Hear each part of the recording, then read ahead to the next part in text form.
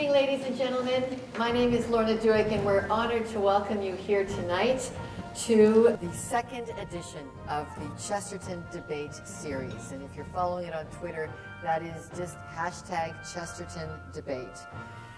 I'm very happy to be the moderator for this debate. And your Chesterton Debate Series is an initiative of the Catholic Youth Office in partnership with the Archdiocese of Toronto and Salt and Light Television.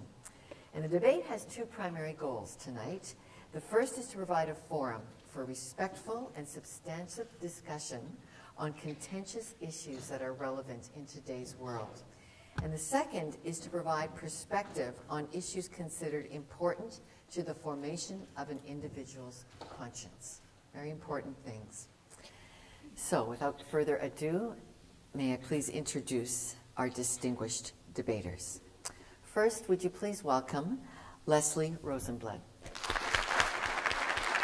Leslie is a founding member and a policy advisor of the Canadian Secular Alliance. He is a volunteer for the Centre of Inquiry Canada. He has a bachelor's degree in mathematics, computer science from the University of Waterloo, and an MBA in science and technology from Queen's University. His career has spanned multiple roles across numerous industries in several countries. He lives with his wife and 4 children in Toronto. Welcome, Leslie. We're delighted to have you. Thank you. Next, would you please welcome Dr. Ian Benson. Ian is a legal philosopher, a writer, a professor, and a practicing legal consultant. His work towards an understanding of secular and secularism has been cited by the Supreme Court of Canada and the Constitutional Court of South Africa. In his capacity as a constitutional and human rights lawyer, Ian has written and lectured extensively in the area of ethics, virtues, and pluralism, and he's acted as an advisor in the fields of medical ethics and bioethics across Canada, Saudi Arabia, Eastern Europe, South Africa, Australia, and New Zealand. And Ian is a board and executive committee member of the Global Centre for Pluralism in Ottawa, Canada. Let's give a warm welcome to both of our presenters.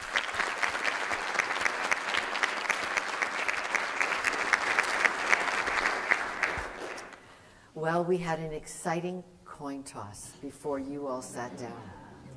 And having decided the order of presenters by that coin toss, I'm now happy to invite Dr. Ian Benson for his opening statement. Good evening. As this is a debate series named in honor of a writer I greatly admire, G.K. Chesterton, I'd like to begin with 2 short quotations from the man who's being called the Shakespeare of the aphorism. The first, "All roads lead to Rome, which is one reason many people never get there." And the second, "Some people today say that mankind has lost his way. This is nothing new.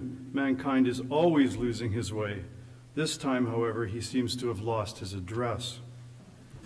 My role here this evening, however, and I can anticipate your disappointment, is not to quote Chesterton all evening, but in order to discuss the resolution that we've been given, which is, from my side of it, one's religious convictions should play a significant role in how they conduct themselves in political affairs.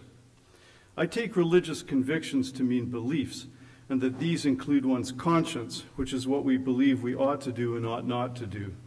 Beliefs inform and in part constitute our moral positions, and we want those in politics to make decisions about what they think is best for the common good, what, in the exercise of their prudence and conscience, they believe to be in everyone's best interests and the right thing to do.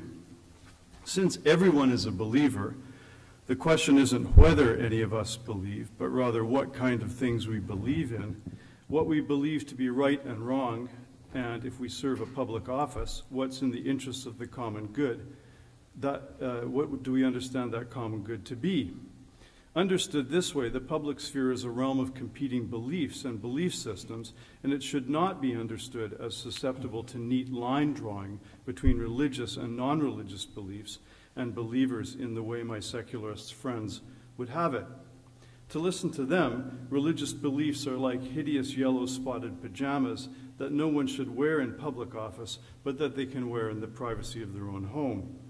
But beliefs are not like that.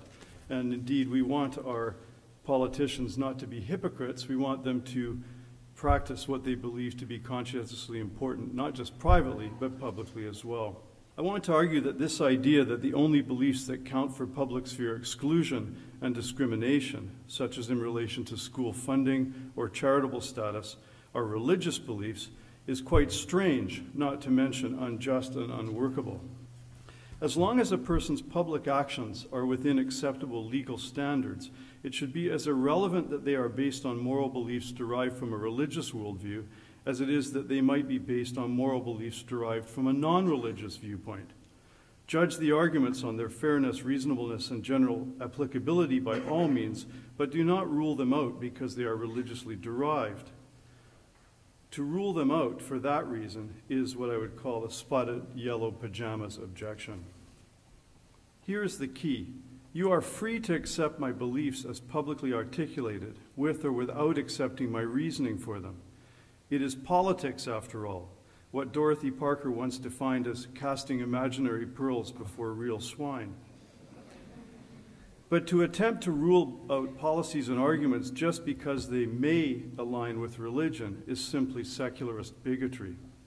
Any exclusion of religious people and their viewpoints under some clever notion that our society is secular is just a code for confusion. Our society is not a secular society unless all we mean by that is that we have a non-establishment of religion. And along with many religious people and non-religious people, I'm fine with that. Unfortunately, secularists have been largely successful in smuggling anti-religious exclusionism into the meaning of secular itself. Canada rightly rejects theocracy and strict separation. I'm fine with that also. Neutral means equal and fair treatment, not blanket exclusions based on the fact that you don't like something.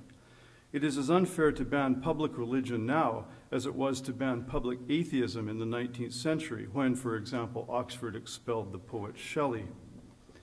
Canada, like the UK, South Africa, and many other countries, has what we could understand as the cooperation of state and religion, not strict separation, and for very good reasons. Listening to the way many secularists argue, they lack tolerance. Defining themselves as doubters, they do not wish to give others the benefit of the doubt. And defining themselves as free thinkers, the only free thought they grant is to those who agree with them, that religion should be kept out of politics. It's not very free in that case. If your atheist projects satisfy reasonable tests for public benefit, fine. Then as a religious person, I say you should get charitable status. Why wouldn't you? It's not the religions who want to shut down the atheists. Let the atheists have their in from the cold programs and their soup kitchens, instead of complaining about religious education projects not doing enough to clothe the naked and feed the hungry and so on. Why don't we atheists and religious people work together on bigger issues such as the obscene amounts of money spent on armaments or the ethics of free trade with countries that have dodgy human rights records? I'm sure on those colossal matters there could be much agreement, whether or not what animates the criticism comes from a religious perspective. Saying we don't allow religious arguments here or religious project involvement in the public because we are secular is a sort of exclusionary violence to freedom and rights, but the term secular seems to operate on some people like the bolt between the eyes operates in stunning cattle. Mr. Rosenblatt shelters his contemporary arguments on a supposedly neutral position of secularism. But secularism is not neutral and never has been, since it defines its conception of the public sphere as stripped of religion.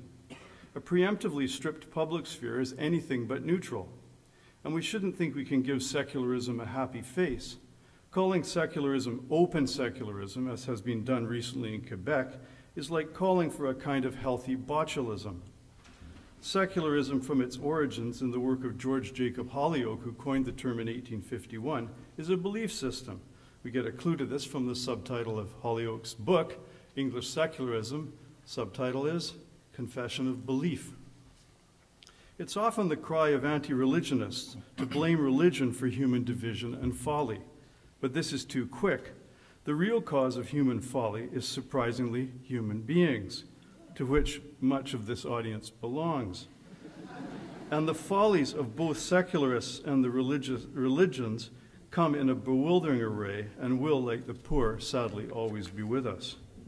Historians of race relations in South Africa, such as the philosopher Alfred Hernley, have pointed out that one of the greatest influences in challenging the theory of white domination in South Africa began with Christian missionary influence extending back to the 19th century. In England, it was the Christian William Wilberforce whose parliamentary maneuvering eventually led to the abolition of slavery.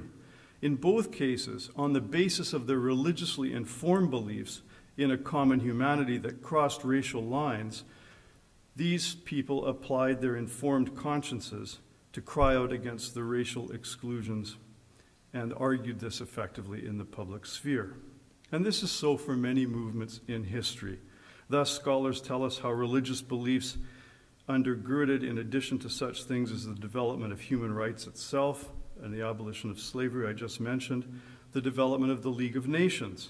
Jan Smuts, by the way, himself a deeply spiritual man, coined the term holism and was one of the League of Nations drafters and major thinkers. The UN itself was framed in large part by two religious believers, the Catholic Jacques Maritain and the Orthodox thinker Charles Habib Malik from Lebanon. Think of the many life projects of people such as Mahatma Gandhi, Catholic Mother Teresa, Protestant Reverend Martin Luther King, Muslim Dr. Imtiaz Suleiman, Rabbi Jonathan Sacks, and a host of contemporary people and movements from a variety of religious traditions working around the world on such things as disaster relief, refugee sanctuary, poverty relief, education, healthcare, environmental concerns, anti-arms trade, and economic reform, and humanitarian, artistic, and charitable efforts of all sorts. All of these give the lie to the validity of a privatization of religion as they affirm, in their own different ways, the dignity of difference. Does it make any sense at all to suggest that each of these people and their movements should have parked their religious beliefs outside the public hospitals, public schools, public streets, and public legislative chambers where their convictions were implemented, often after great struggle and personal hardship? Hardly. There is strong statistical evidence, if one's of an empirical bent, for the goods of religion. And if we take Canada as an example, we might want to consider what a fellow of the Royal Society of Canada and former head of the sociology department at Queen's University, Dr. David Lyon, said in an affidavit he swore for a court case in Ontario a few years ago, when he noted as follows. Quoting Kurt Bowen, he observed that though representing only 14% of the Canadian population over the age of 15, religiously active volunteers make up 43% of volunteers in Canada and account for a striking 50% of all hours volunteered.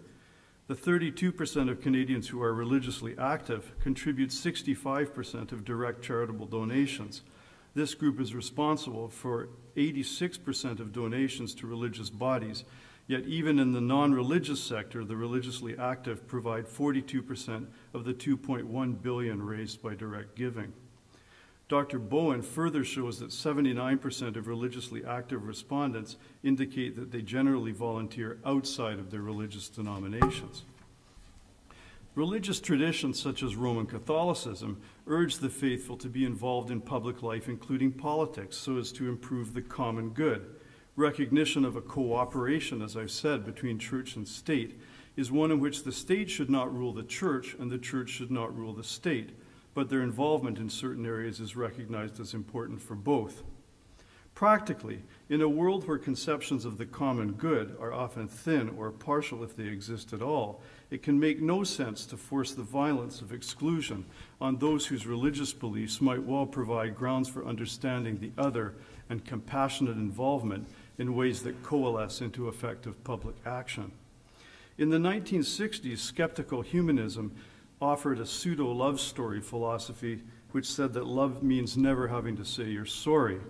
But this must be viewed against religious traditions of several millennia that say and still say exactly the opposite. Love worth the name knows in theory that love requires apology and more often how to offer forgiveness. Religions often say things that are uncomfortable. That doesn't mean they aren't untrue. And in constitutional democracies like Canada, our law holds that one of the reasons for the public freedom of expression is that it safeguards the search for truth. And the freedom of religion, by the way, as the Big M Drug Mart decision in 1985 from the Supreme Court of Canada pointed out, at its essence isn't just the right to hold an opinion in private or alone, but in public and in association.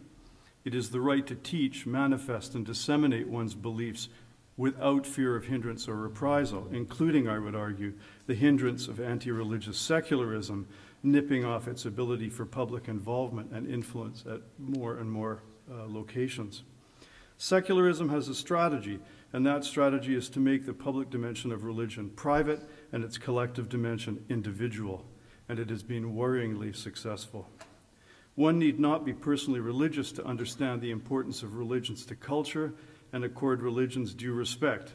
One of the wisest judges I know, in a passage that has no parallel, sadly, to date in any Canadian decision, Justice Albie Sachs, formerly of the South African Constitutional Court, said this: "For many believers, their relationship with God or creation is central to all their activities. It concerns their capacity to relate in an intensely meaningful fashion to their sense of themselves, their community, and their universe. For millions in all walks of life, religion provides support and nurture and a framework for individual and social stability and growth. Religious belief has the capacity to awaken concepts of self-worth and human dignity, which form the cornerstone of human rights. It affects the believer's view of society and founds the distinction between right and wrong. It expresses itself in the affirmation and continuity of powerful traditions that frequently have an ancient character transcending historical epochs and national boundaries. Secularism seeks to draw lines to explain how we should live together, but it draws them in the wrong place.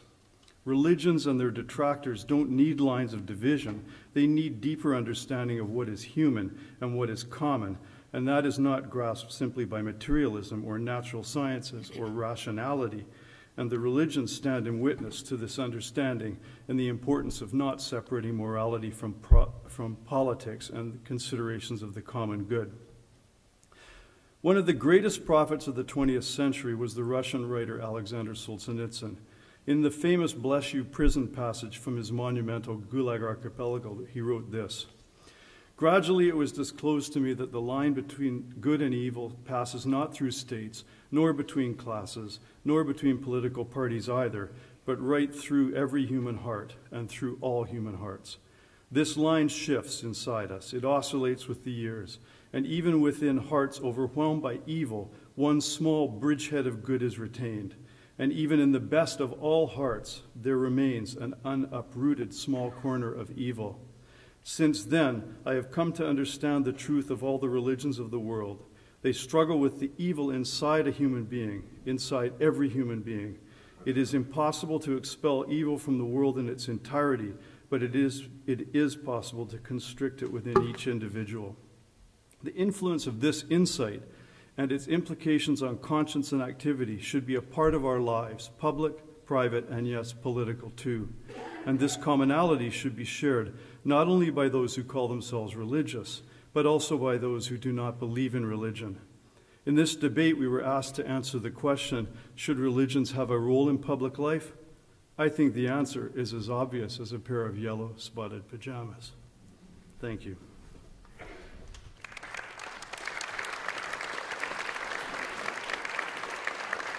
Thank you, Ian. Thank you. And now we turn to Mr. Leslie Rosenblatt. Thank you. My favorite scene in the 1971 film, Fiddler on the Roof, is where the rabbi of a poor, oppressed Jewish village in pre-revolutionary Russia is asked to say a few words about the Tsar. He responds, "A blessing for the Tsar, of course. May God bless and keep the Tsar far away from us." It is natural and appropriate for believers to have freedom of religion, and it is equally right and just that others should have freedom from it.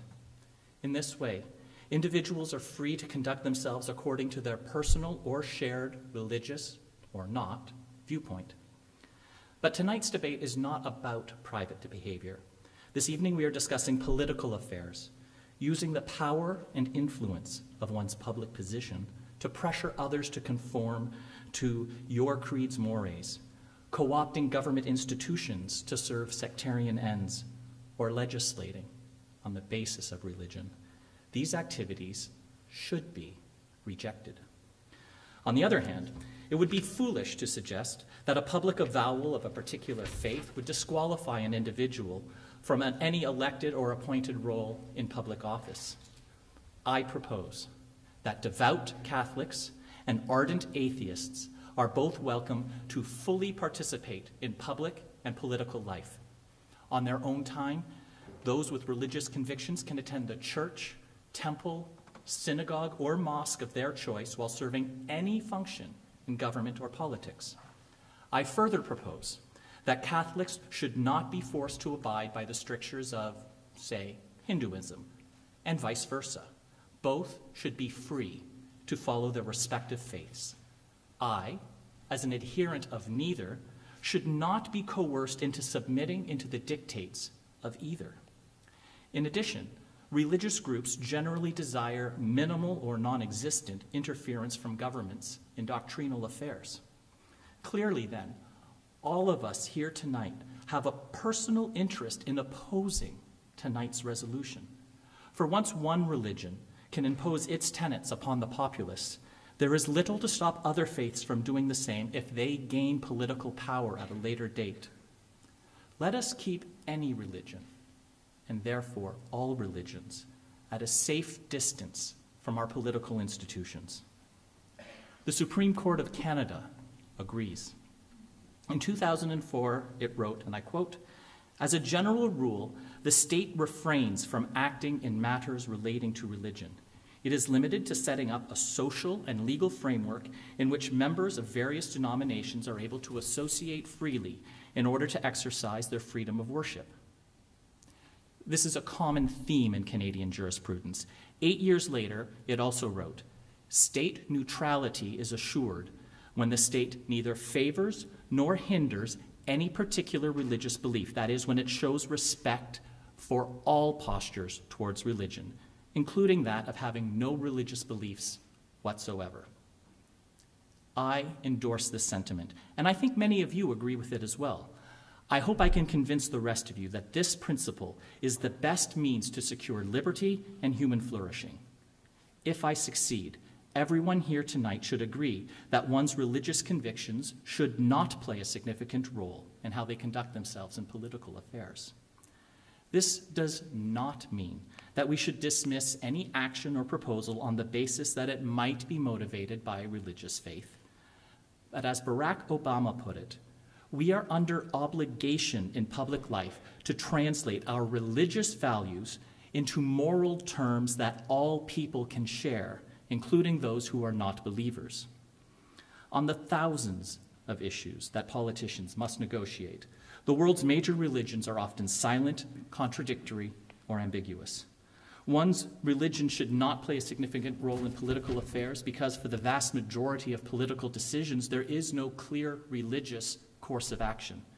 And in those cases where sacred scrolls do detail specific punishments for particular misdeeds, we in Canada often cheerfully disregard them, and this is as it should be.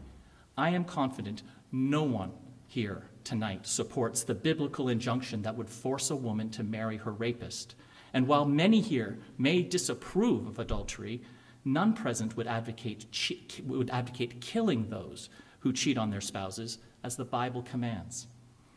In other areas, religious and materialist philosophies each incorporate such disparate perspectives that neither can claim to own a particular side of an issue. Look at climate change. Some religious folks believe that God has a plan for humanity and would never allow us to go extinct, so we may as well strip mine the earth. Others with a religious bent see themselves as stewards of creation and therefore feel a moral obligation to protect the environment. Conversely, those with an entirely materialist viewpoint may believe their financial self-interest lies with the continued development of Canada's tar sands and so vehemently argue against global warming.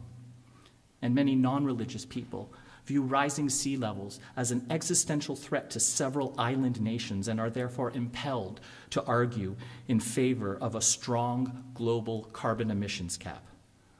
One's politics cannot be determined by one's faith or its absence. The same can be said of morality. I often hear that religion and ethics are one and the same, indeed that the source of all morals is religion, or that an ethical life is impossible without the values spelled out in some holy text. Though often repeated, it is easy to see that this is not the case. It is undeniable that many deeply religious people commit abominable acts, such as covering up child abuse or detonating suicide bombs in public areas. It is also true, as most of you likely know through personal experience, that most non-believers lead thoroughly decent lives. And I find it interesting that statistically, atheists are significantly underrepresented in prisons throughout North America. The point is that one's morality says nothing about the extent of their belief, and one's piety implies nothing about their basic human decency. And though many with deeply held religious convictions are indeed highly moral, the same cannot always be said of religious institutions. The Reverend Martin Luther King Jr., in his letter from a Birmingham jail, was sharply critical. On racial segregation and discrimination, the most prominent and important social issue of the time, he wrote, "In deep disappointment, I have wept over the laxity of the church." Perhaps the declining political influence of religious institutions is not a bad thing. University of London professor Stephen Law observed, "If declining levels of religiosity were the main cause of social ills, we should expect those countries that are now the least religious to have the greatest problems. The reverse is true." According to the Organization for Economic Cooperation and Development, those states in the U.S. with the best quality of life are among the least publicly pious, such as Vermont and New Hampshire. This generalizes globally. Democratic nations where religion plays little role in political affairs, such as Sweden, Norway, Japan, Australia, and the Netherlands, fare much better on just about every sociological indicator of well-being. All individuals, including those who are active in political affairs, have the right to make their own choices, but not to demand that others do likewise. If you think homosexuality is wrong, don't have intercourse with a member of the same sex. But criminalizing gay relationships or opposing equal marriage is an affront to equality, justice, morality, and human rights. Enforcing one's own religious strictures upon others breeds societal ills. That is why a politician should set aside religious dictates when acting as a representative of the government to shape public policy. As a thought experiment, let's examine the consequences if religious beliefs truly dictated the laws of the land. A parliament legislating according to Catholic doctrine, for example, would ban the sale of condoms to men and prescriptions for the pill for women. If Orthodox Jews were in power, they would outlaw the consumption of all pork and shellfish. Jehovah's Witnesses would make life-saving blood transfusions illegal. A Hindu regime would outlaw eating beef, while a government legislating according to Muslim morality would criminalize the consumption of alcohol. Most of these would forbid working on the Sabbath, though there is some disagreement on when the Sabbath starts and indeed on which day of the week it falls. Can anyone genuinely argue that life would be better with no birth control, no steak, no lobster, arbitrary restrictions on life-saving medical procedures, a return to the days of prohibition, and no bacon? Please, let us at least keep bacon. But one need not resort to hypothetical scenarios. Where religion and politics meet, tragedy and injustice often follow. In Ireland, October 2012, Savita Halapanavar was pregnant and gravely ill with a serious infection. Doctors refused her request for a medically justified abortion because of a religiously motivated law that forbade removing even a miscarried fetus, no matter the risk to the mother's life. As a result, both mother and fetus died. This egregious violation of a woman's basic human rights and other recent examples are the direct result of religion's influence in politics. In a secular democracy, no church can dictate legal, social, or educational policy, and in return, the government does not seek to control the practice of religion so long as those practices do not interfere with the rights of others. As my father often said, my right to swing my fist stops at the bridge of your nose. The principle of equality is evident when there is one law for all. Injustice inevitably follows when the laws of the land are subject to theological veto, or when they apply one set of rules to the religious or to one particular sect, and another for everyone else. Mohandas Gandhi rejected the principle of tonight's resolution. He said, and I quote, "If I were a dictator, religion and state would be separate. I swear by my religion. I will die for it, but it is my personal affair. The state has nothing to do with it. The state would look after your secular welfare, health, communications, foreign relations, currency, and so on, but not your or my religion. That is everybody's personal concern." To maximize freedom for all, let us not inject politics into religion. Who here tonight wants the government to be ever more involved with the church? Does anyone want legislators or judges whose expertise typically resides outside of ecclesiastical matters to be the final arbiter on difficult religious and theological questions? I certainly do not. Do you? To maximize freedom for all, let us not inject religion into politics. Because most of us have chosen at some point to use condoms or go on the pill. Because chances are someone you know is better off after they obtained a divorce from an abusive spouse and are now happily remarried. Because there are those who have access to medical benefits from their same-sex partners. Because Professor Benson and I are able to publicly debate the role of religion in the political realm, with neither of us fearing any social or legal reprisals. For all these reasons, let us breathe a sigh of relief. We do not live in a country run on the basis of religious dogma, where any of these might not be possible or could lead to incarceration. Instead, let us be thankful that our laws and government are largely based on secular principles of human experience, objective evidence, reason, human empathy, and compassion. Therefore, join with me this evening. Maximize everyone's freedom and social well-being, Catholic, Protestant, Muslim, Jew, Hindu, Buddhist, Wiccan, and non-religious citizens alike. Advocate for our collective human interest instead of for narrow sectarian preferences. Ensure responsible government and demand evidence-based public policy. Finally, there is a word to describe when religion dominates politics: theocracy. I would like to give the last word to Professor Benson. From his 2013 article, "Theocracy seems to corrupt religious propositions by using the instruments of coercion that are essential to law in service of religions." I agree wholeheartedly, and therefore urge you as well to prevent the corruption of religious faith by rejecting the proposition that one's religious convictions should play a significant role in political affairs. Thank you.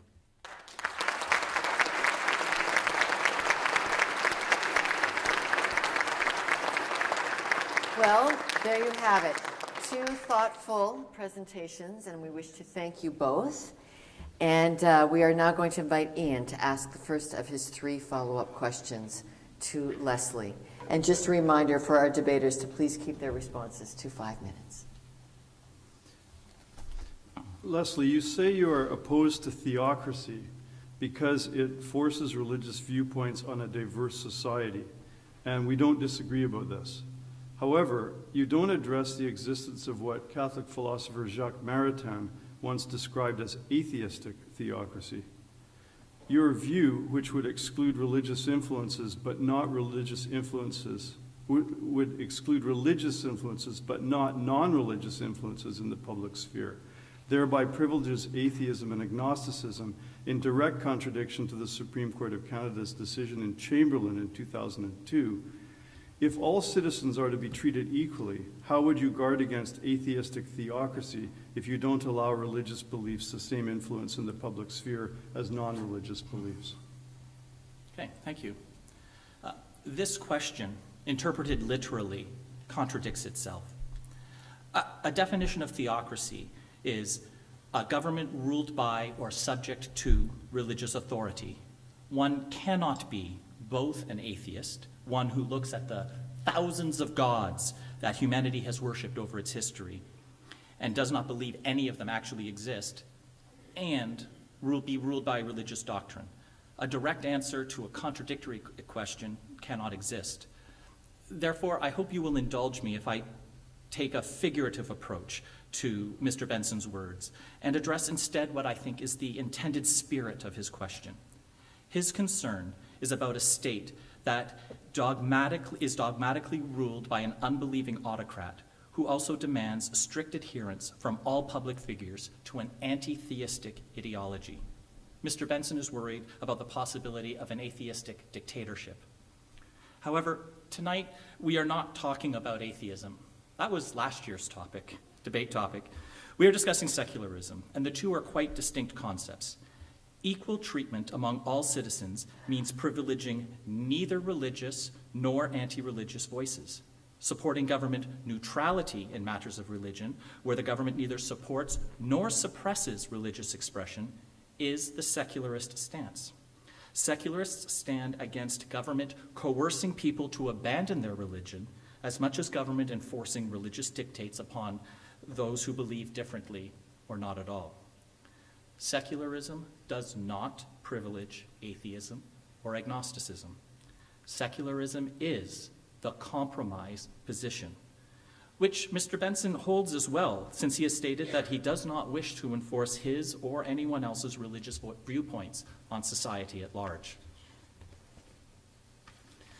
So let's examine the status quo in Canada, posit the secularist stance, and imagine for a moment what a dystopian atheistic dictatorship might look like. Today, God is mentioned in the Charter of Rights and Freedoms and in our national anthem. A secular state would not mention God in either. An atheistic dictatorship would use both to promulgate the state's position that there is no God. Today, many legislatures and municipal councils in Canada start their official proceedings with the Lord's Prayer, a Christian invocation, a generic theistic supplication, or with rotating orations from various faiths. A secular state would have elected officials spend their time doing their job and what they are paid to do, tending to the earthly interests of society. An atheistic dictatorship would have these governmental bodies start their proceedings with an explicit affirmation that God is an imaginary entity. Today, organizations whose only purpose and activity is to advance religious beliefs enjoy tax credits and subsidies of over $1 billion per year. A secular state would grant no financial privileges to organizations promoting or discouraging faith. Charitable status would be granted to whichever groups perform charitable deeds, as Mr. Benson mentioned earlier, such as feeding the hungry and clothing the naked. An atheistic dictatorship would grant charitable status and other financial privileges to organizations whose only purpose and activity is to denigrate religious belief. Today, exemptions are granted from generally applicable laws on the basis of religious beliefs, but are denied to those who object on other grounds. Examples include working on the Sabbath or other religious holidays, nurses handling IV bags, and students carrying weapons in schools. A secular state would either A, grant no such exemptions, or B, permit them for all deeply held philosophical commitments, whether their source was from religion, culture, or personal conscience. An atheistic dictatorship would grant exceptions only for those who ground their objections in their atheism. Canada is a nation of considerable religious privilege. Secularists argue for government neutrality in matters of religion. Should an atheistic dictatorship arise, Mr. Benson, you can depend on me and all secularist organizations to fight against these hypothetical discriminatory policies. For now, our efforts are dedicated to combating the very real injustices that exist today. All right. And Leslie, your first question now for Ian. Thank you. Mr. Benson, you use some strong language in your opening address, including, and these are all direct quotes, secular is a sort of exclusionary violence. It is unfair to ban public religion. The only beliefs that count for public sphere exclusion and discrimination are religious beliefs and secularist bigotry. You claim that anti-religious secularism is nipping off its ability for public involvement and influence. Let me make some observations. Most provincial premiers and every single prime minister in Canadian history have been openly Christian. Several Canadian TV channels, such as Salt and Light and Vision TV, have an explicitly religious theme and agenda, while religious programming is prominent on many secular TV stations, including our very own Moderator's Show. Many radio stations, including our public broadcaster CBC, regularly feature religious voices, and religious commentators are regular columnists in major Canadian newspapers. There is a large number and wide variety of religious voices contributing to our public commons, and no one is calling for any of it to be suppressed. So where can we find these ineffective bans, unobserved exclusions, invisible discrimination, metaphorical violence, and apparently imaginary bigotry against religion in the public square? Well, first off, Mr. Rosenblood, with respect, I think an eye test is in order. I have to challenge your eyesight if you cannot find or see visible bans, exclusions, and discriminations against religious believers and groups in Canada. Let me try to make some visible for you so you can observe them in future as they are anything but imaginary. Quite apart from politics and the media, which you've referred to, which in some respects are opportunities for people to give different positions, I want to discuss some recent legal cases which show, in my view, anything but respectful approaches to religion. Let's start with Trinity Western University being denied accreditation by provincial law societies because it believes and practices traditional marriage. More often than not, its position is publicly described in the mainstream media as being anti-gay, when its code of conduct is clearly a traditionalist Christian position based on chastity principles that apply to heterosexuals as well as gay people. You may not like it, but to describe it as directed at gays, which is the frequent trope in the media, is just dishonest and all too common. In support of the rejection of its right to have Christian-based law school, after the Canadian Federation of Law Societies had passed its programming and staffing and all of the required aspects, the elite Canadian law deans, with no dissenting opinions, write to the CFL opposing the accreditation. That attempt fails. Then advocates go to the extraordinary general meeting in British Columbia, and that succeeds, with the vast majority of lawyers voting against Trinity Western's ability to have its law school, a law school that had been approved by the benchers that are elected by the lawyers to govern their profession and the accreditation body. A clearer example of the tyranny of the majority cannot be imagined, but Mr. Rosenblood doesn't see this. Or maybe he agrees that the Christian law school should have no public accreditation, which would prove my point.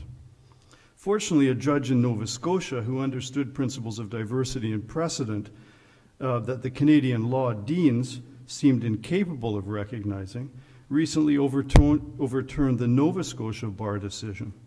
The matter is before the courts in British Columbia and Ontario. 15 years ago, Trinity Western had to spend millions of dollars fighting all the way to the Supreme Court of Canada to get accreditation for its education program. This is continuous religious persecution. They succeeded before the Supreme Court of Canada, and now they're having to fight the entire case again on similar fact basis because of anti-religious sentiment in Canada. It's interesting that Peter Berger, the great American sociologist, said that the secularization thesis was wrong, with the exception of two areas in contemporary culture, the media and the higher reaches of the legal profession. The media describes how things are in a society, and the legal profession in many ways determines the direction that they go. So when you think about it, the mischaracterization of the Trinity case and the actual substantive fight that they're having to put up shows a very real and continuous anti-religious bias. I could go on and citing arguments, and I've got a minute and 15 seconds to do so, so I'll do so. A few days ago, we heard of a judge in Quebec, Judge Eliana Marengo, who disregarded a Muslim lady, Rihanna El Alul, who wore a hijab or headscarf, not a face scarf, not a niqab or burqa. So even though the hijab allowed the full view of her face, this was not enough for the judge, who stated, in my opinion, the courtroom is a secular place and a secular space. Secular, as my friend Mr. Rosenblatt suggests, is neutral. Well, I don't think denying a woman access to a courtroom for justice is neutral.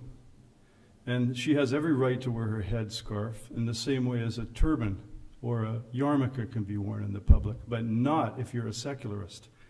In the laïque way of where I now live in France, neutrality is deemed as the exclusion of all religious symbols. That's not neutrality. That's anti-religious bigotry. Diversity is great, say the secularists, as long as it's our diversity. The judge might as well have said just that. One could go on and on citing examples, but now I'm out of time, so I won't. But the point is, there's lots of law out there to visibly show in every way that we have effective bans, observed exclusion, visible discrimination, and real bigotry against groups of religious believers and their right to practice their beliefs, whether it's medicine, law, or what have you. All right, thank you, Ian.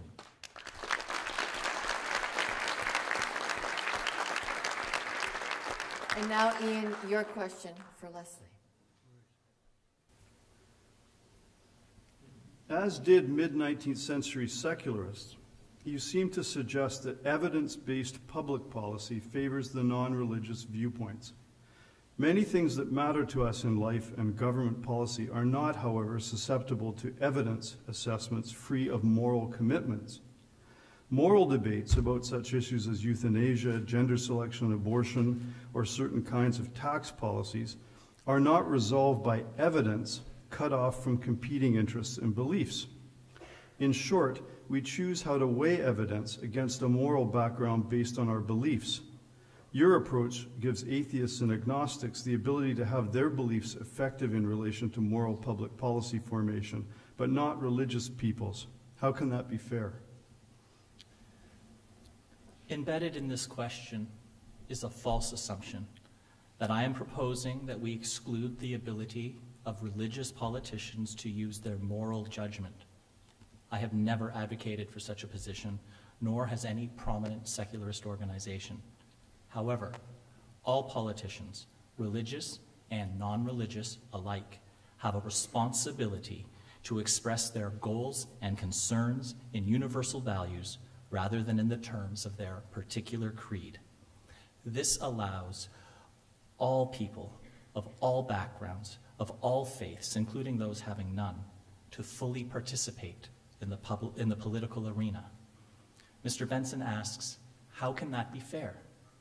I respond, what could be more fair? Mr. Benson is correct that I favor evidence-based public policy. We both hold the view that while evidence must inform public policy, it cannot, on its own, dictate it. One key role of elected officials is to determine the extent to which competing interests benefit from a proposed law or policy.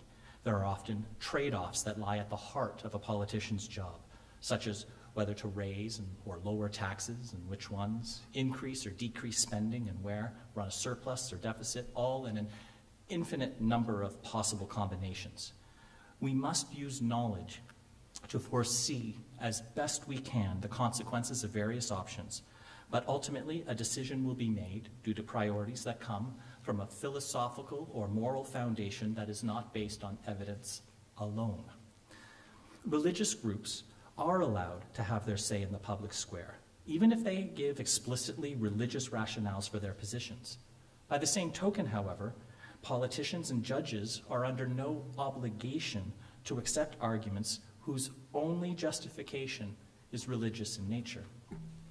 While same-sex marriage was being considered in Canada a decade ago, religious voices were a significant part of the discussion, and religious groups were very active in the debate. Canada's legislature, its courts, and society overall did not end up agreeing with the religious perspective, but all interested parties were able to express their moral beliefs on the topic. More recently, in October, an interesting case was heard by the Supreme Court of Canada about whether it is legal for a municipality in Quebec to start its meetings with a prayer. The court has yet to render its verdict. In addition to the plaintiff and the defendant, there were several interveners that presented before the Supreme Court: the Canadian Secular Alliance, the Canadian Civil Liberties Association, the Evangelical Fellowship of Canada, the Catholic Civil Rights League, the Faith and Freedom Alliance, and the Association of Catholic Parents of Quebec. It is simply not the case that, and I quote, religious beliefs are not permitted in the public sphere. Religious voices are being heard, even if their arguments are sometimes rejected. Religious organizations engage all levels of government through direct lobbying, raising money, taking out advertisements, voting with their feet, just like any other group. This cannot accurately be described as discrimination. Mr. Benson, I am here tonight because I am intensely concerned about fairness. To ensure justice and equal participation from all members of society, we need only apply the criteria that you yourself laid out just a few minutes ago, that we judge arguments based on their fairness, reasonableness, and general applicability.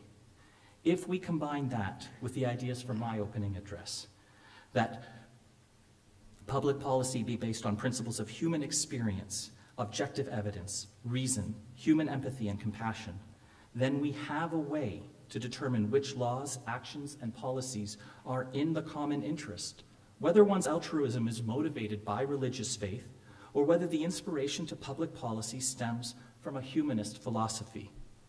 This is democratic. This is just. This is fair.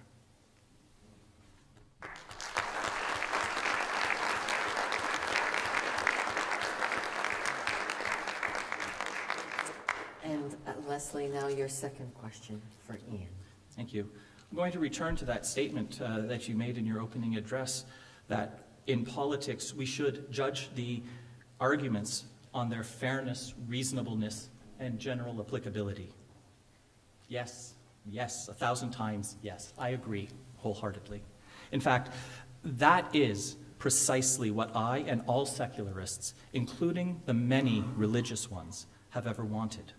Therefore, let me ask, if a proposed law, practice, or public policy requires a religious justification, why should those of other denominations accept it? If a bill that fails on its non-religious merits is nonetheless enacted on if a bill that fails on its non-religious merits is nonetheless enacted into law, how does this differ from theocracy?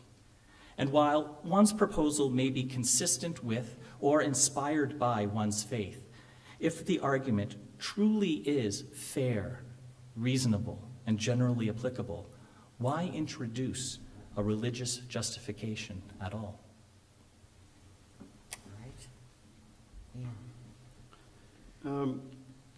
I've never said that a law, practice, or public policy requires a religious justification. What I've maintained is that such law, practice, or public policy should not be disregarded because someone arrives at that position because of their religious belief and experience and their conscience and moral convictions. This reliance on moral commitments may be expressed, or as is often the case, hidden. In either case, there are moral convictions at work. There must be. As Aldous Huxley said years ago, one may have bad metaphysics or good metaphysics, but one cannot have no metaphysics. Mr. Rosenblatt fails to note the importance of metaphysics and morals, and so places a rather simplistic faith in reason. As Pascal told us, and we ought to listen to one who was not only a brilliant mathematician, but also a Christian, the heart has its reasons which reason cannot comprehend. Even John Rawls recognized that there is a place for individuals to express their religions or other comprehensive doctrine positions within the public square, not to convert the other of the religious opinion, but to show that from a religious position one is able to participate in the public discussion and arrive at a reasonable political conception that others can accept. Part of the clarity of this kind of expression is simply a question of public rhetoric. If you want to be convincing, you need to speak in a manner that others can understand. The perfect example of a type of narrative that can cross boundaries and be widely understood would be something like the story of the Good Samaritan in Luke chapter 10.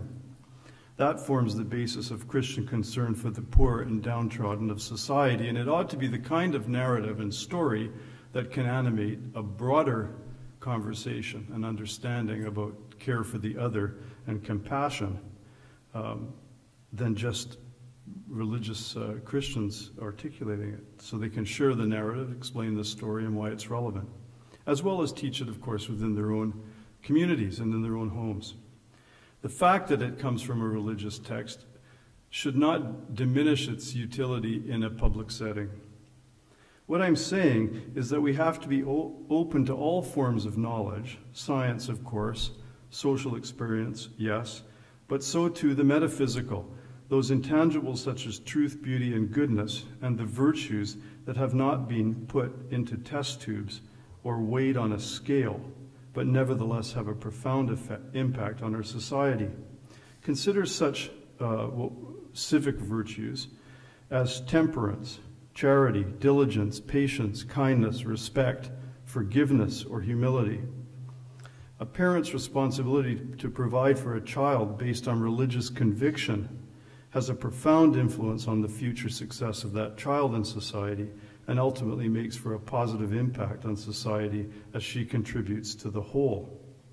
Citizens and therefore nations, as I read from that powerful quotation from Justice Albie Sachs in my opening statement, are deeply formed in their behavior by their beliefs, and many of the strongest of these beliefs, personally and in common, are religious.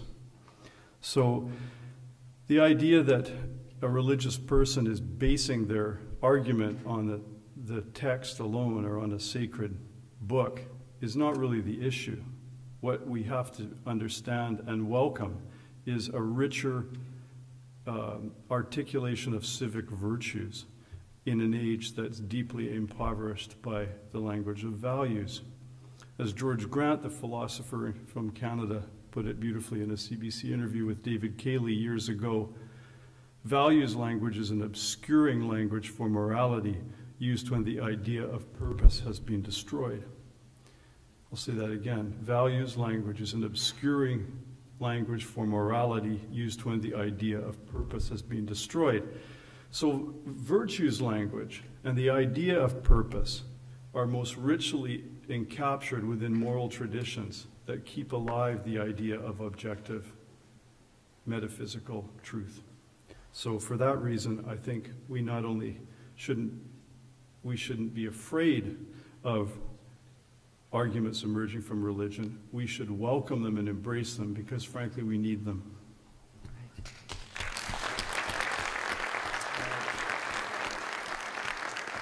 And Ian, that brings us to your third and final question for Leslie. It's very short. What is the meaning of life? Oh, no, sorry. I made that up.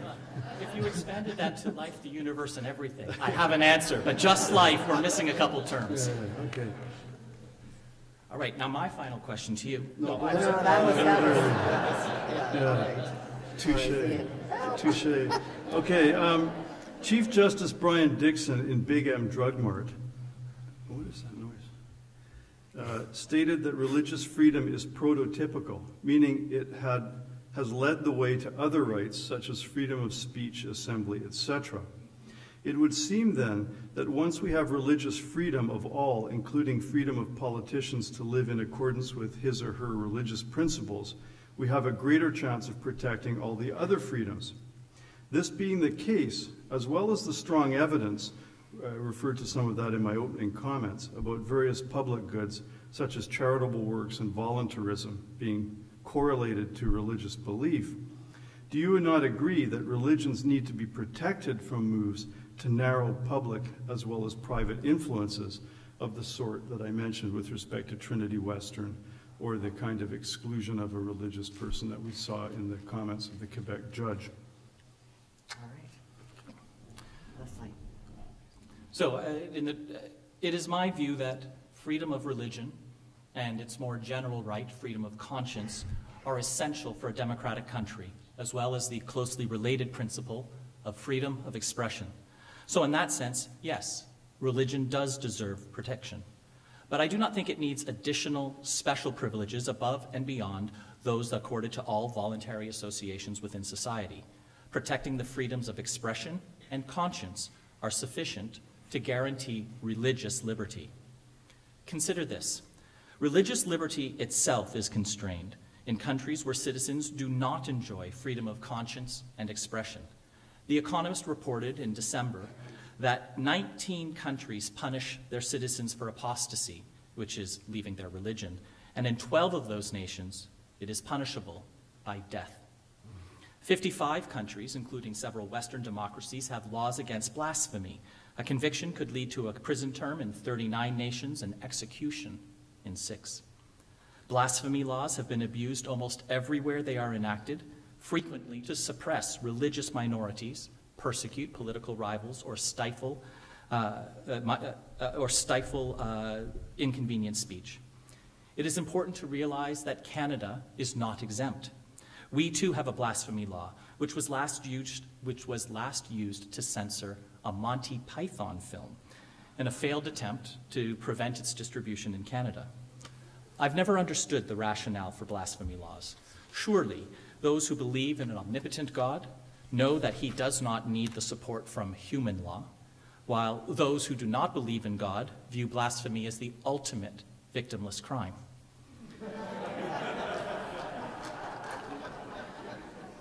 Mr. Benson claimed in his opening remarks that, and I quote, "Secular is a sort of exclusionary violence to freedom and rights.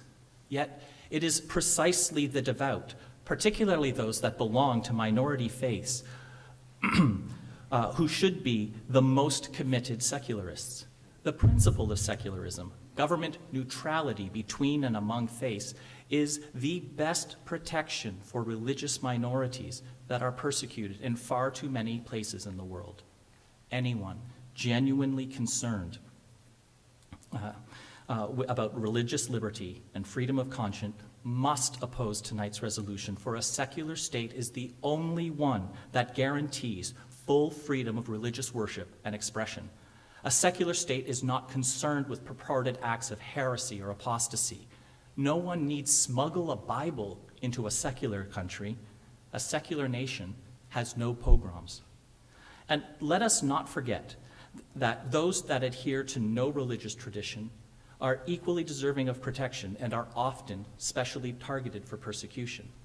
Even in the United States, with its official separation of church and state, politics is so infused with religion that atheists are banned from holding public office by the Constitution of 7 U.S. states. Contrary to Mr. Benson's claims, it is not the secular-minded folk who lack tolerance. Regarding religious adherence and various public goods, Professor of Sociology Phil Zuckerman asks an intriguing question. Is a society to be considered moral if its decisions love the Bible a lot, as they do in the United States? or rather, if its citizens virtually wipe out poverty from their midst, as in Scandinavia. More generally, however, there are very good reasons for keeping God out of politics. As lawyer and philosopher Ron Lindsay put it, we can't base our laws on the Word of God, in part because we don't know what God is saying. The Jewish and Islamic God say you can't eat pork. The Christian God says that's okay. The Islamic God says Friday is a holy day. The Jewish God says Saturday. The Christian God says Sunday. The list of disagreements can go on and on and on.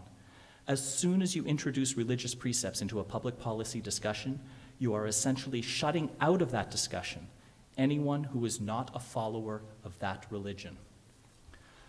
Let us ground our politics in evidence and values accessible to all members of society. We can best protect freedom of religion by keeping it as far from politics as we possibly can.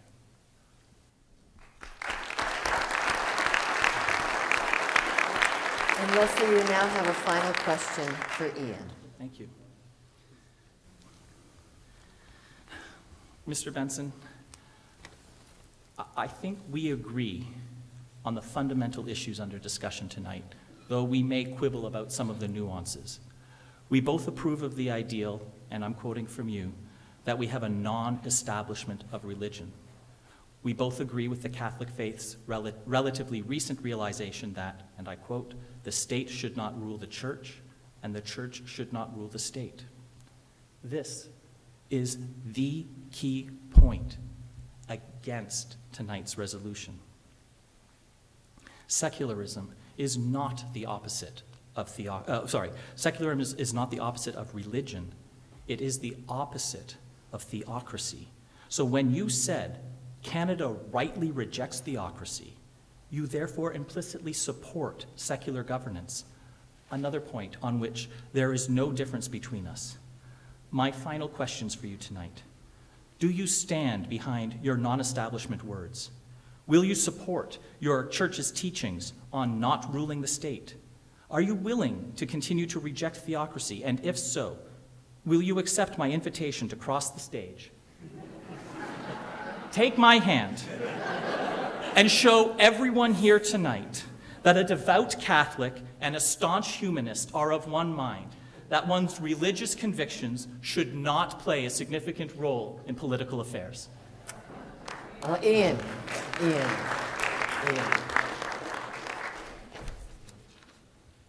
I'm always happy to shake a hand in genuine friendship and respect for another person, struggling as we all do from time to understand difficult realities from different perspectives.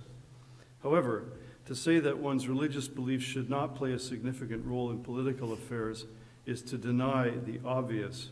They do play a role and will always play a role. The issue before us is what is the proper role of religious beliefs in political affairs? Because religion and all other comprehensive doctrines, including those of secularists, play a role, we ought to be transparent and acknowledge that fact. It is part of who we are. Every person comes with beliefs and commitments, some framed by religion, some not.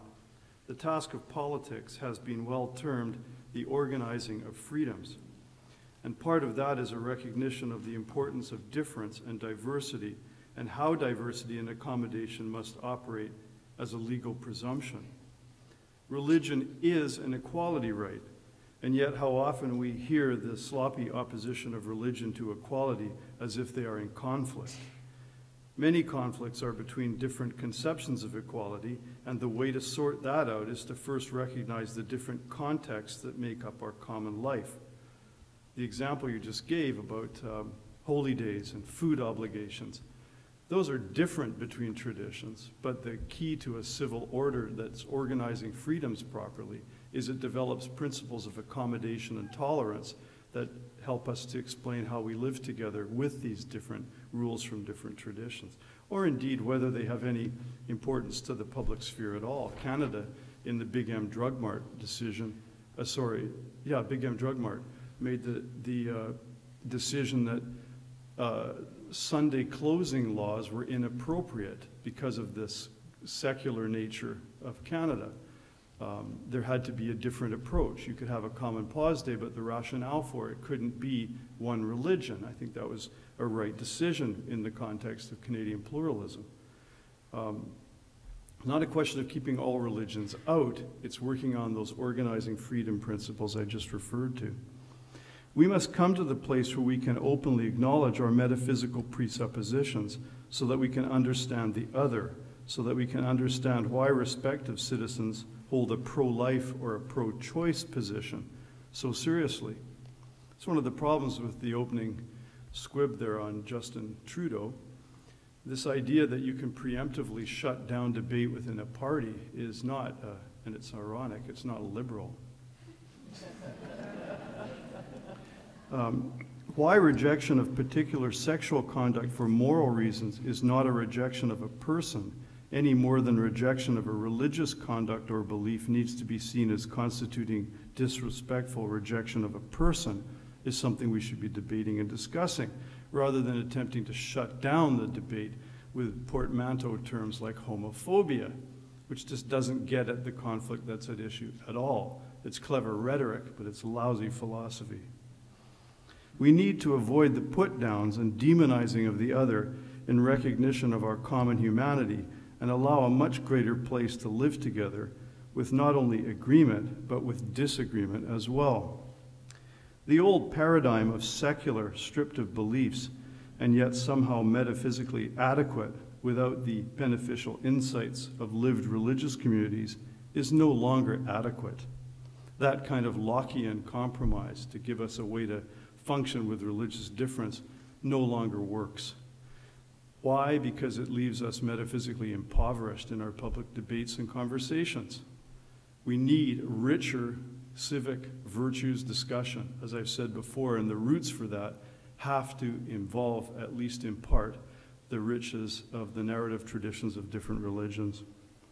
So I cannot support what you mean by secular governance until we recognize that the state must allow access to all believers and their insights, not just those of secularists, atheists, and agnostics. We shall all be richer for this new and necessary recognition that a politics with the involvement of all views would bring. Those views would include religions and their traditions. Such a view would be an improvement rather than a weakening of our lives together. Thank you. All right.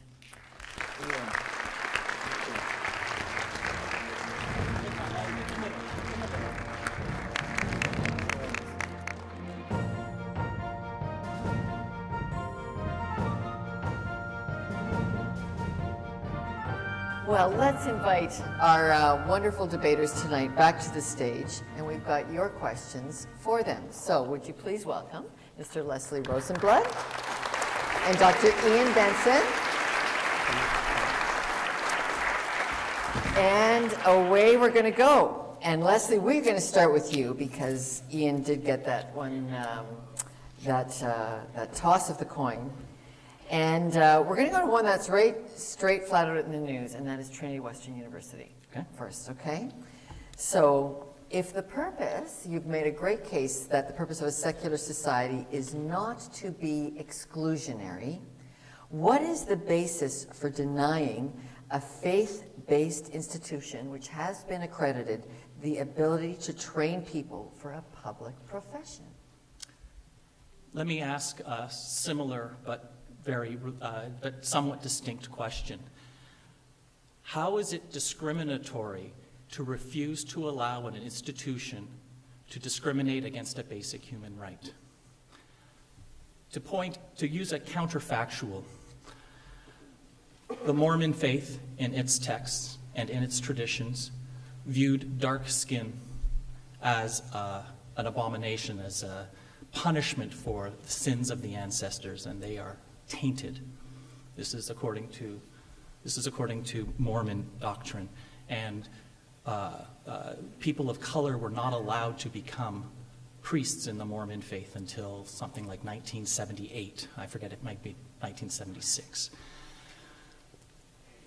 For the values of religious inclusion, Is it discrimination to say that a private Mormon university, for the sake of their tradition that has existed for as long as their faith has existed, is it permissible to allow them to turn away people with too dark a skin tone? I say no. I say it is not discriminatory to take away an institution's ability to discriminate, even if that discrimination is based in an extremely long-lasting tradition, which it is in the Christian world. To say that people cannot engage in perfectly legal relationships, to sign a covenant that they will not partake in perfectly legal and perfectly complementary relationships that are permitted on the one side and forbidden on the other. Heterosexual marriage, intercourse is fine. Homosexual marriage, a violation of the covenant. This is not it is the covenant itself which is discriminatory. Saying no to it is not. All right, okay. Dr. Benson, let's go to you. Is a Catholic politician's first duty to constituents or to Catholic doctrine? An easy question.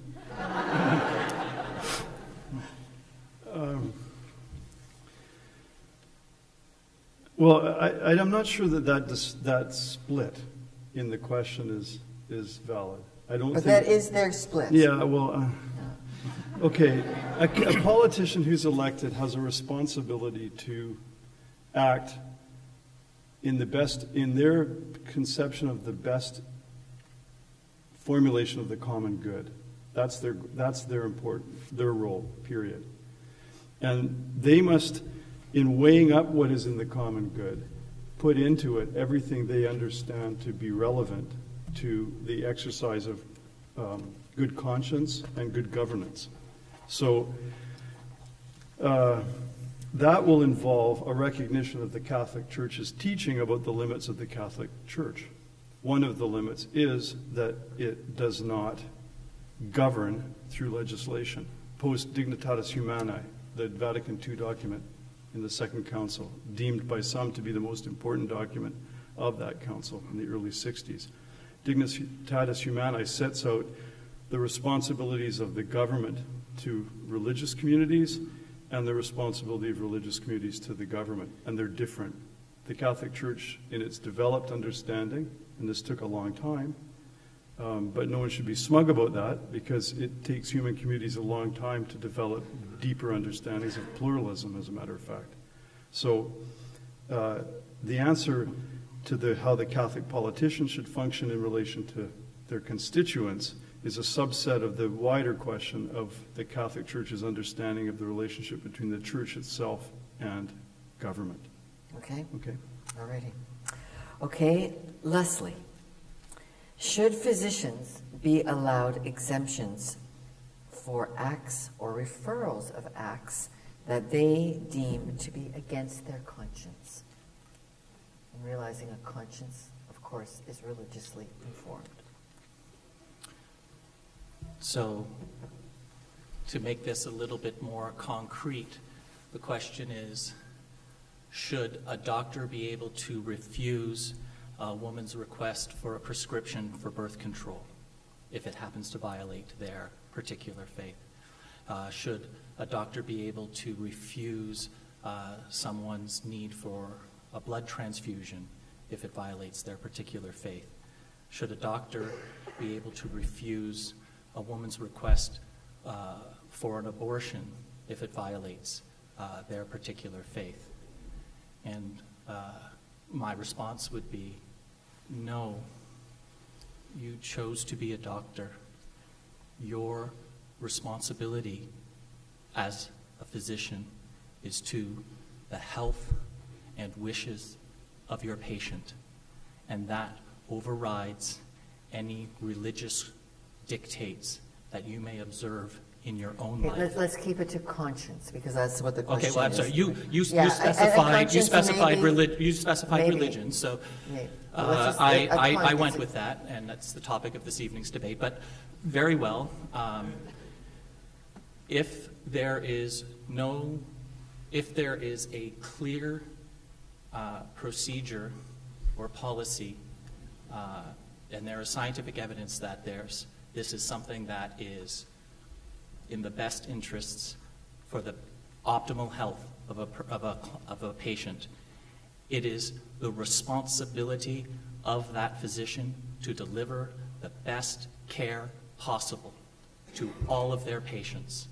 And if they are unable to do this due to religious or other conscientious objections, then they need to recuse themselves from that profession and find another way to contribute to society. So the answer, in one word, is no. We're going to have a free-for-all at the end, and make sure I give you a chance to ask that question as well, Ian. It's very timely right now with doctor-assisted suicide on our doorstep. Okay, Ian, we're sticking to the audience questions here first. Some Ontario Muslims wanted Sharia law to apply instead of Ontario law to rights arising after divorce. And the result, Muslim women would have been deprived of their hard-fought equality rights for women achieved under Ontario secular law. Eventually, the Ontario government refused the application of Sharia to family law. What's your opinion of that decision and why? That's a very good question, and an important question, and one that I can't answer fully because I don't have a sufficient knowledge of Sharia. But based on my general understanding of the issue and what I've read about the debate, it seems that there's a couple of ways to approach it. One is that we already recognize within different religious traditions their ability to have religious rules that would affect understandings of marriage and what constitutes divorce, et cetera, et cetera. Within the Jewish tradition, there have been court cases dealing with the get, which is within traditional Judaism what permits a woman to remarry. She must receive a get from the husband. He must give it or she can't remarry. A case went to the Supreme Court of Canada around a refusal of a man to give the get to his wife. And the Supreme Court of Canada was urged by some of the people in the case not to take jurisdiction over that point because it was a religious issue. The Supreme Court of Canada did take jurisdiction because it determined that the issue was contractual and they had legal authority over contract law. So depending how you characterize the interface between the religious principle, the court, by the way, was careful to point out that they did not want to get involved in the doctrinal dimensions of what a get meant, when it would be issued and so forth, but in this case, because the man had promised it to the woman and then subsequently didn't give it, that was breach of contract over which they could make a decision, okay? So the line between when a court can take jurisdiction and when it can't is already one that's requires some fine and careful line drawing, and it will always be there. So this idea that Islamic Sharia law is an all or nothing thing in terms of our law is erroneous. There are going to be, even now without Sharia being recognized as a parallel thing to Ontario law, there are going to be cases where courts and tribunals are going to be called on to make distinctions. So my view is that by and large we should respect diversity and associational autonomy because the freedom of choosing different models of being is important to a free and democratic society. That means sometimes that people will choose things that other people don't like, but that's part of being in a free society in my view. So we should have two things, a presumption in favor of diversity and a presumption of religious autonomy. Those presumptions can be rebutted by interests of the state that are greater, but by and large we need to keep those two presumptions in view. Okay. Leslie, who determines what universal values are, and should there be a role for universal values over and above the law? Well, universal values, good moral reasoning is based on tangible and temporal concerns that all can see, that are accessible to all. This is not an atheistic means of reasoning. It is a human means of reasoning. When one starts bringing in religious justifications for one's stances on values, these have resonance and meaning only to the small subset of humanity that share that particular religious belief. There are clear ways in which certain policies and certain actions can benefit society or harm it.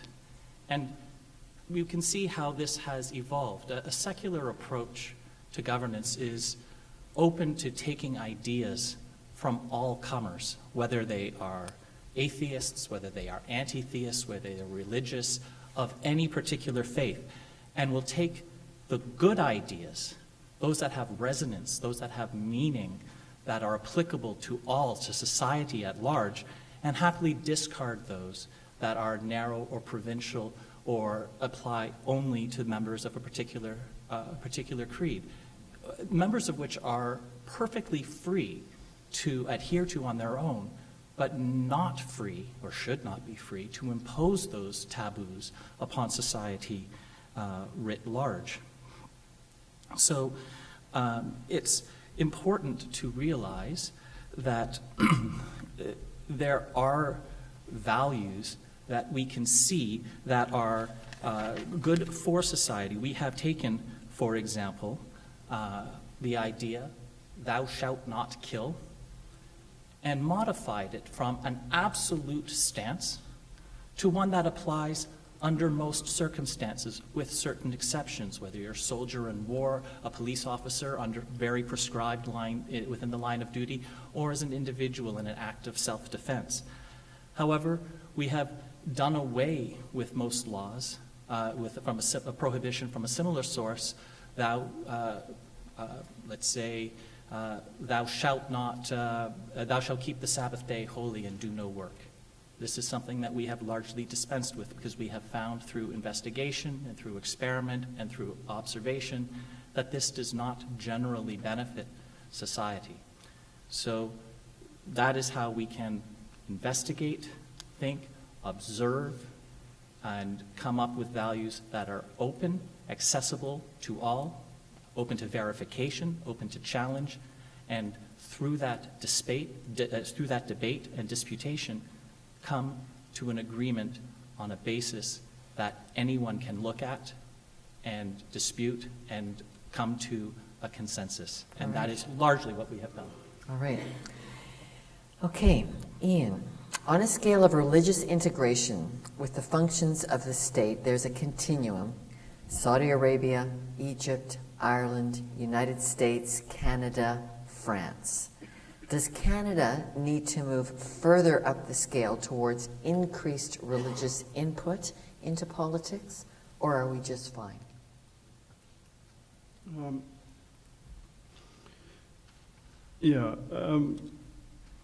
Canada isn't fine. I touched on why it isn't fine in the question where I responded to Leslie's question by mentioning Trinity Western University. Leslie and I have finally found a profound difference, and we can explore this. I'm enjoying this because we're getting more real as we go on here, I think. It's the nature of a debate of this sort, where you don't know each other's opening statements and you find your ships passing in the night and so forth. But this question gets us to a reality, I think. I don't think it's fine to have coercion of conscience of healthcare workers. I think the principle of accommodation and tolerance is fundamentally important, and I think Canada's moving towards restrictive regimes in the wrong way by not allowing tolerance. And the irony is it's moving in both directions, because France is actually not as accepting and liberal as you think. The Stasi Commission report would have, in fact, did recommend in France that the banning of all system ostensible, no turbans, no yarmulkes, no head veils at all for any public employees. That's the French position, and they view that as neutral. Well, the Canadians would view that as anything but neutral. They'd view that as absurd. But in Saudi Arabia, you have, and I've been in Saudi Arabia, you have people coming up to you and telling you to cover your legs more, your arms more, your face or head more, which is not very liberal. And consequently, I think Canada is in the paradoxical position of being, in a sense, driven in both directions by the very thing I'm critical of, which is secularistic lack of tolerance for religion. So the spectrum doesn't work in Canada, I don't think. It fails to appreciate that Canada is, in many ways, a chainsaw, to quote Bruce Cockburn, a chainsaw in a velvet glove when it comes to religion. And while we make a great self-congratulatory show of diversity and pluralism, we're actually busy shutting it down as often as we can. And we can pursue this in further questions. Well, let's pursue the elephant in the room that perhaps many people are thinking about. That is radicalization and ISIS. Is that not the biggest argument for not allowing more religion in the public sphere? Well, ISIS is not a rational group in any way that reason can restrict.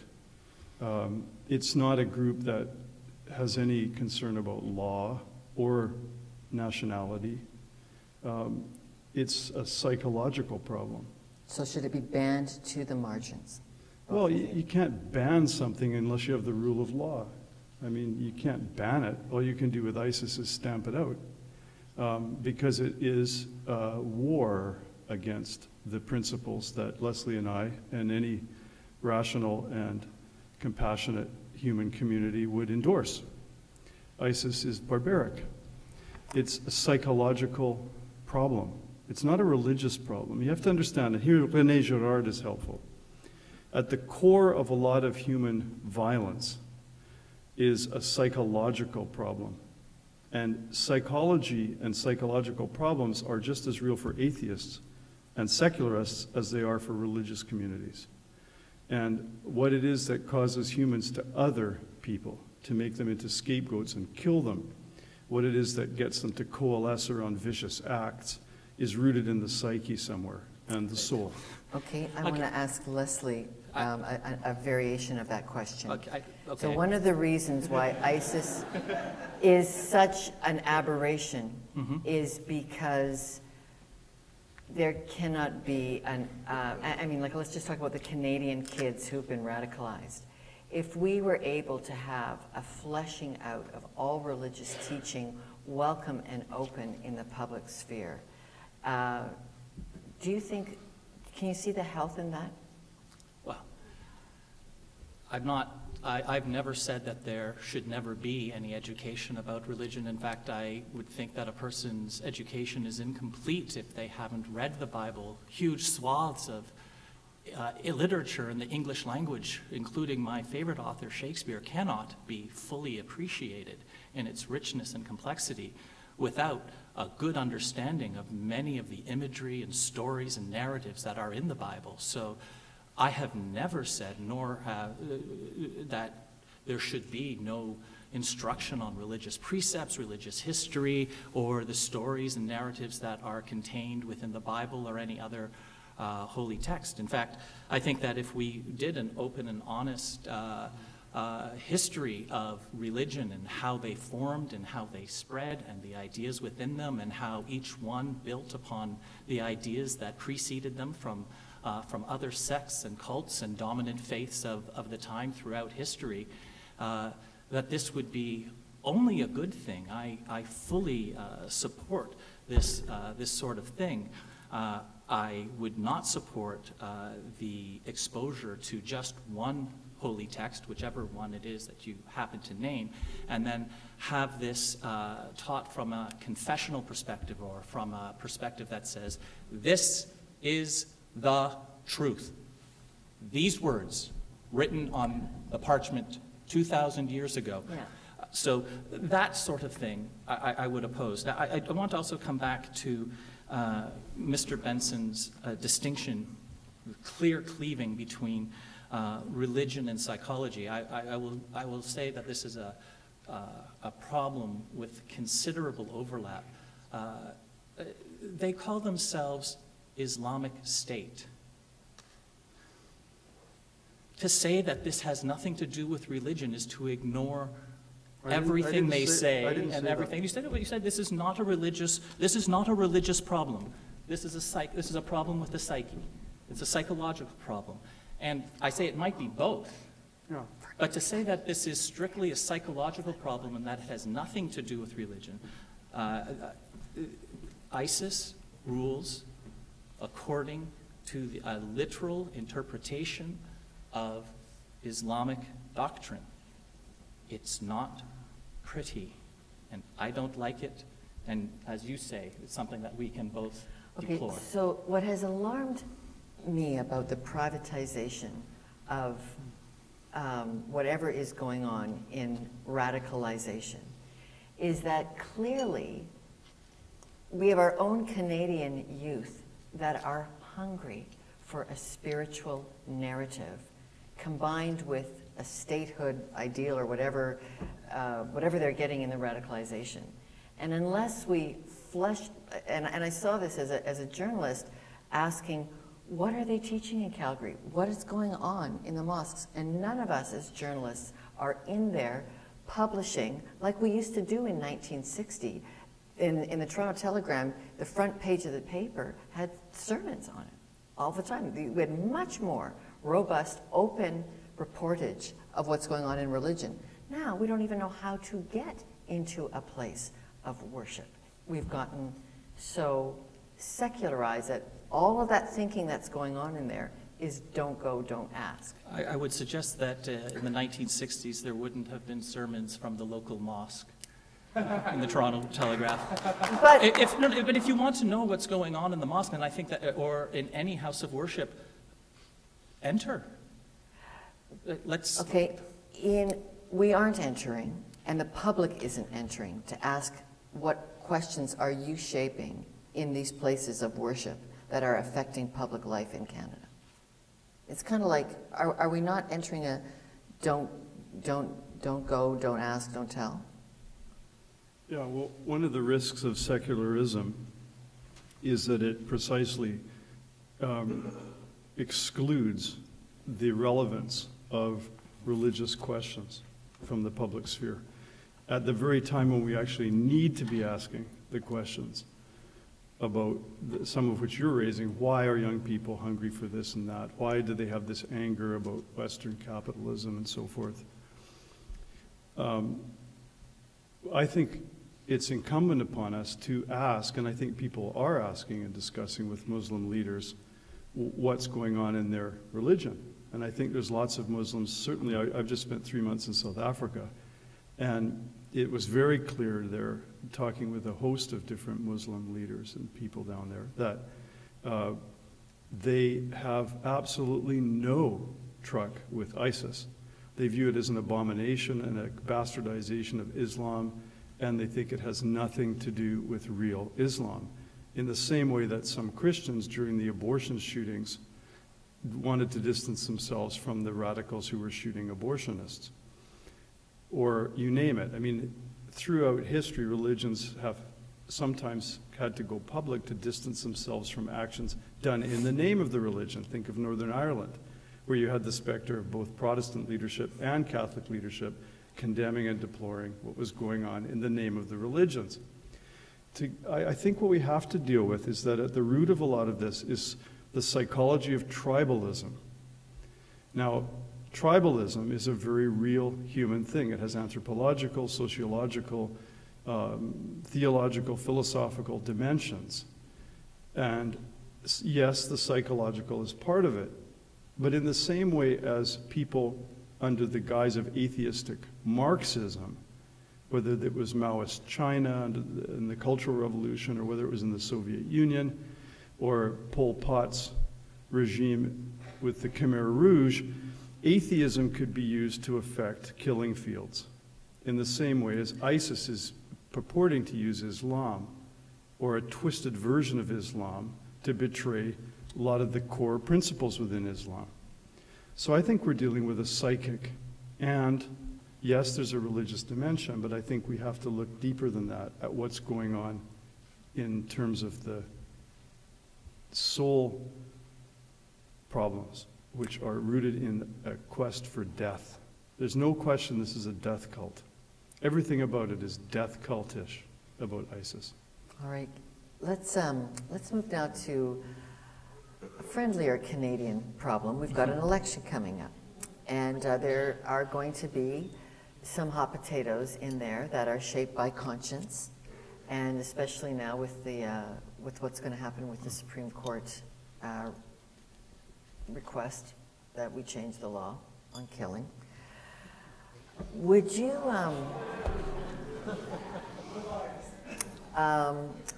if you were to hear in debate, in political debate, what is a political leader's faith background and their understanding of how faith works in their life?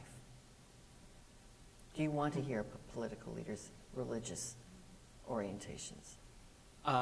To the extent that that a political leader is going to base their decisions, their influence on public policy, on law, on regulation, on the shaping of our political institutions on the basis of his or her religious beliefs, then yes, I do want to know about it.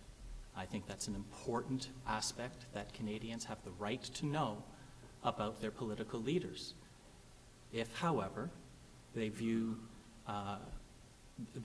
base their decisions on evidence, on human empathy and compassion, on as Mr. Benson said in his opening remarks, on their fairness and general applicability and reasonableness. And if that is their pledge, and it's something that historically this person has done throughout their political career, then I care not a whit, whatever his or her religious leanings happen to be. Or how will you know unless we have those conversations about religion being part of a politician's life? Well, if someone wants to bring it up, if someone says, I stand here before you to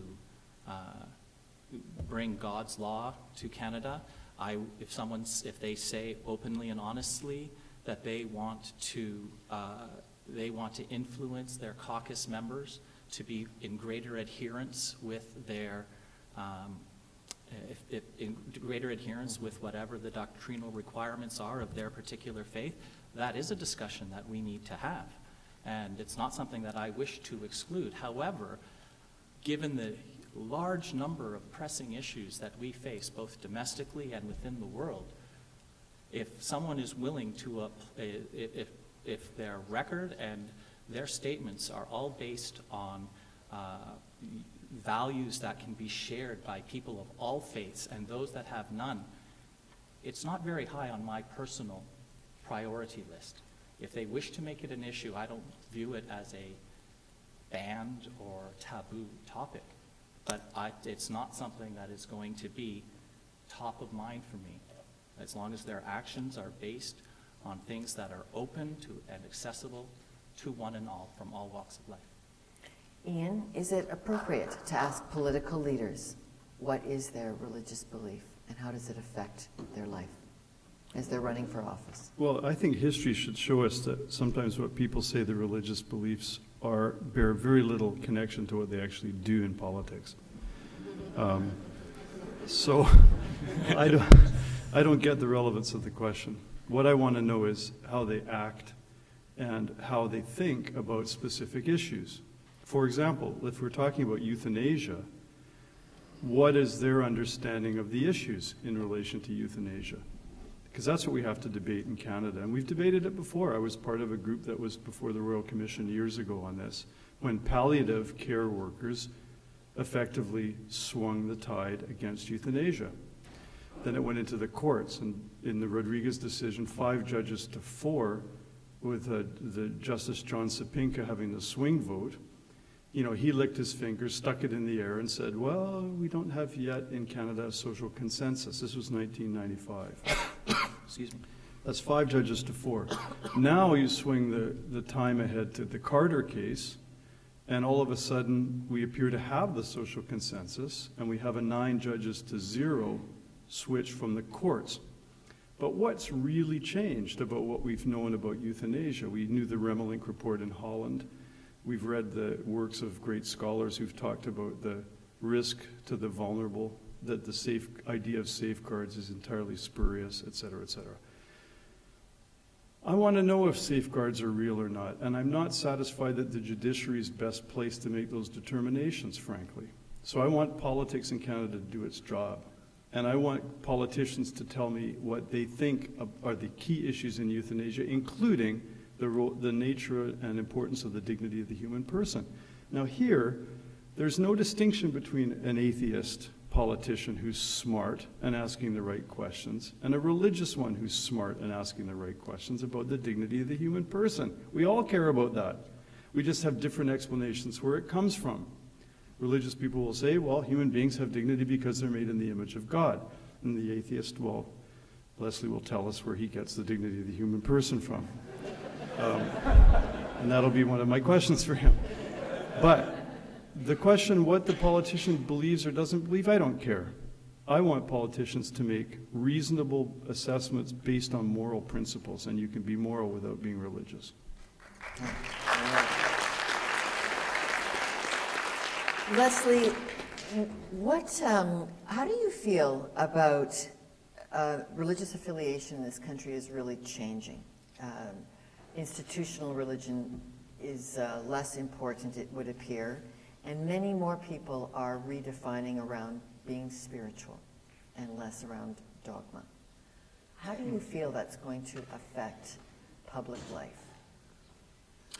Well, this is far more, I think you're right. There does seem to be a large trend, particularly among the young in Canada, towards either explicit non-belief in any deities, or towards, as you put it, a more fuzzy spiritual sense without belonging to any particular denomination.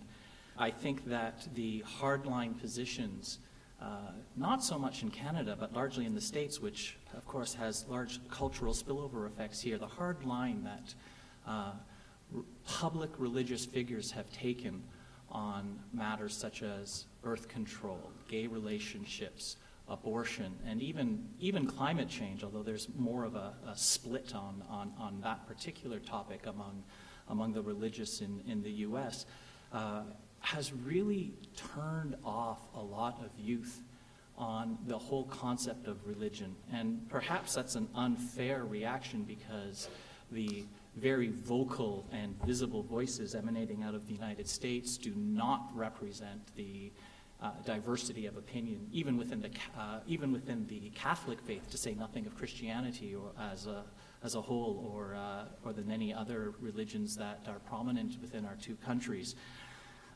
But we do have a large trend towards non-belief, and personally, I don't view that as a bad thing. I see us gradually, slowly, in fits and starts, moving towards a more moral, more inclusive, more pluralistic society where we are allowing more people greater choice, greater freedoms in human flourishing. A woman has far greater control over her body, over her relationship, and over her life than ever before within this country. We are considering our impacts on the environment and those and others to an extent that is largely unprecedented. We are so slow in recognizing our horrid treatment of the Aboriginal peoples of Canada, where the residential schools, through deplorable government policy and executed in large part through the religious institutions of this land, were closed only about 2 decades ago. It's a long time coming, and we've got a long way to go.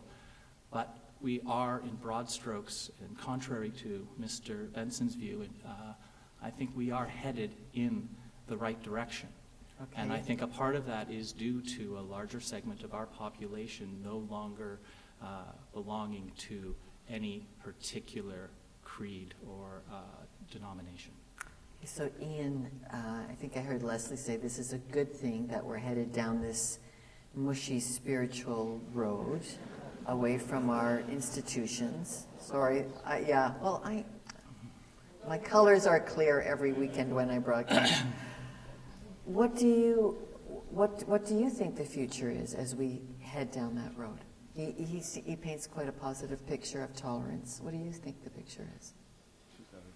I'm not one for sort of portmanteau categories like the future, better or worse. It's kind of, I don't mean to be glib, but I don't have a clue about the future. If I did, I'd be a lot wealthier than I am now. In many ways, a lot happier, I guess. But the desire for meaning, the desire to be happy, to be fulfilled, is a perennial human reality. The fact that spirituality is what a lot of people prefer to call their quest than a firm religious adherence, I think reflects several things. One, that they perceive religion to be too hard-edged, too dogmatic, too restrictive, too judgmental. And spirituality, which they may create more themselves or have more subjective role in, they perceive to be more friendly, accessible, less dogmatic, etc., etc. But I don't think we should discount it. And here I'm with Charles Taylor, that the quest for authenticity is something to be recognized as very meaningful and important, and something good. It's a very real thing to be authentic. So I'm with Taylor on that. But on the other hand, I don't want to discount religions because they have tremendous staying power for good reason. Spiritualities can come and go, partly because they tend to be individualistic more than communal. Religions, because of their dogmatic insights and their communal richness, they will tend to be very deep, and they'll even tend to flourish at times of persecution. That's what history shows. One of the great sayings in the Western tradition is that the blood of the martyrs is the seeds of the church. And a lot of martyrs' blood is currently being spilt around the world. And I think, and I may be proven wrong in this, but I would not be at all surprised if one of the paradoxical outcomes of the current bloodletting isn't a return, not just to spirituality, but through it and beyond it towards a deeper religious commitment. Okay, and Leslie, I think we're going to close on this comment here from you. Okay. Where then would you suggest we source our ideals if they do not come from an understanding of the divine? Where would we source forgiveness? Where would we source love? It's clear I'd best give a good answer.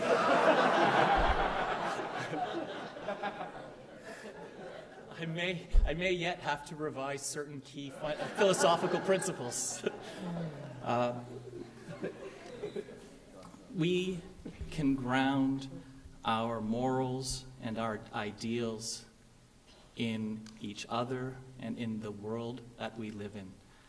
What Mr. Benson, it's Dr. Benson, so I have been not calling him granting him his proper title all evening, for which I apologize. But what Dr. Benson just said, there's really little that I disagree with. The search for authenticity, an honest view of truth and discovering what is important is a journey and an effort that I think everyone should should go through. And it is something that we can base on an honest appraisal of the world that we live in, understanding that our actions have consequences, that these consequences are often predictable, and that we can make conscious choices about what courses of action we pursue, knowing with a high degree of probability what will follow from that, and then choosing about the effects that we have on others. Now, another way to put that is understanding the scientific realities that we live in and trying to manage as best we can a way to maximize freedom and human flourishing.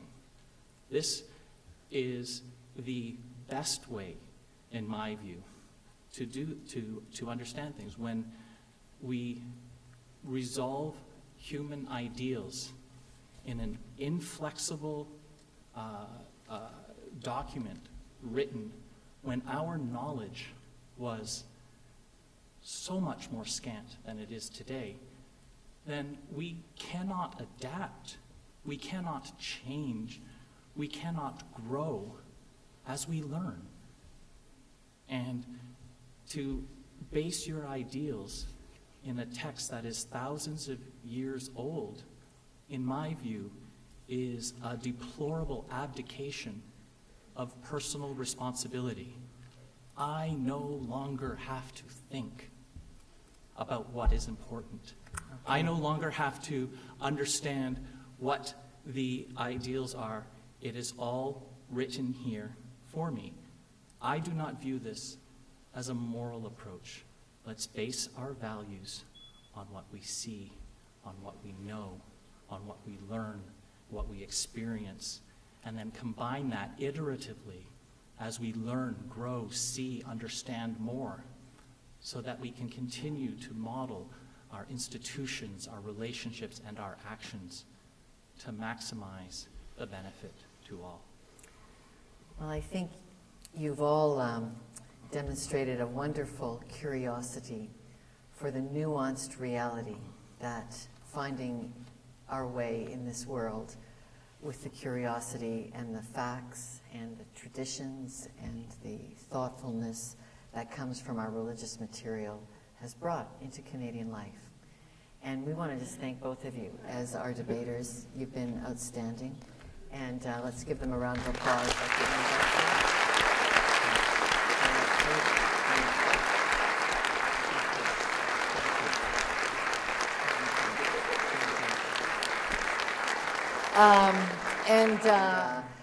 We should continue these conversations. I know we don't all agree in the room, but we should totally consider just what it is to wrestle out what it is to be good neighbors. I think we're at really new ground in Canada as we're frightened by the religious wars we're seeing on the other side of the globe.